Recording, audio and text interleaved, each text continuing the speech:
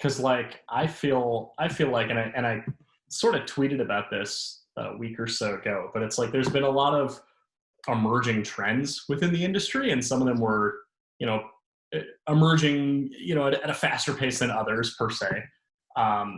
But curious to see like, what are some of these, you know, emerging trends that were gaining a lot of ground that should now just be commonplace when we come out of this. So like, you know, things like contactless payments or mobile food and beverage ordering, or you know, virtual queuing and things like that,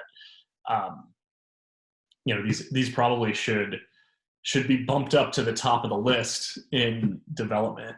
Yeah. Well, it's funny because as much as you and I love this industry, you know, there's so many things that we're probably romantically attached to.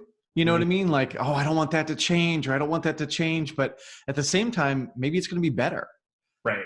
You know, coming out of this, you know, like you think, I don't know, just anything, even, you know, going through a queue, or, you know, as much as I hate the back and forth queues, you know, if we can think of a better way to do that, I'm all for it. For sure. Yeah. I don't want to lose the choice of sitting in the back or the front seat of Millennium Force or something, you know what I mean? Or Steel Vengeance. I still want that choice. And this probably thrusts us into a lot of those things that you're talking about, technology-wise, that can hopefully enhance the experience. I know one of the things that I, you know, in the back of my mind keep saying is, you know, that I hate it when technology takes over for a person. Like, instead of having a vacation planner, we've got a kiosk, right? Now, if that improves the experience for 90% of the people, then maybe that's not such a bad thing. And then you don't have to hire as many people, and the people that you do have can be that much more experiential because they're not as transactional. I don't know.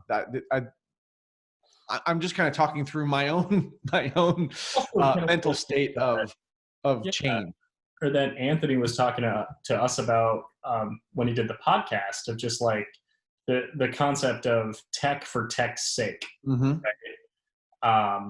You know, it's like, don't implement all this great new technology because it's all this great new technology. Make sure that it really aligns with what your guest experience goals are. Right. And are not going to replace the experience from that standpoint.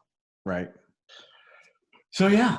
So things like, you know, mobile food ordering. Yeah. If it takes the line out of buying food, then, you know, that should be something that is more helpful, provided it doesn't cause more friction points along the way. And, you know, maybe part of it too, for me, is that, yes, I get the mobile ordering for food and, you know, all the ways that you can use your phone to help you through the experience. But sometimes I just don't want to be on my phone. That too. You know, I mean, that's part, to me, that's part of the experience. I know you put that tweet out about what are those emerging trends.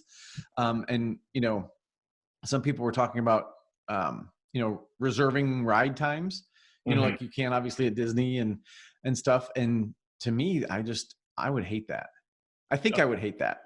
I shouldn't say that. I think I would hate that, because I like to just kind of go and experience the park in a leisurely way, rather than having everything scheduled out.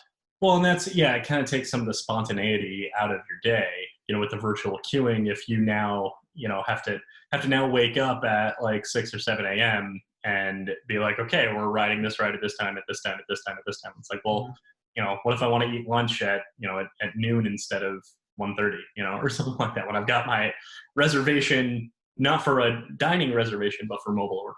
So exactly. We should post that last 10 minutes there.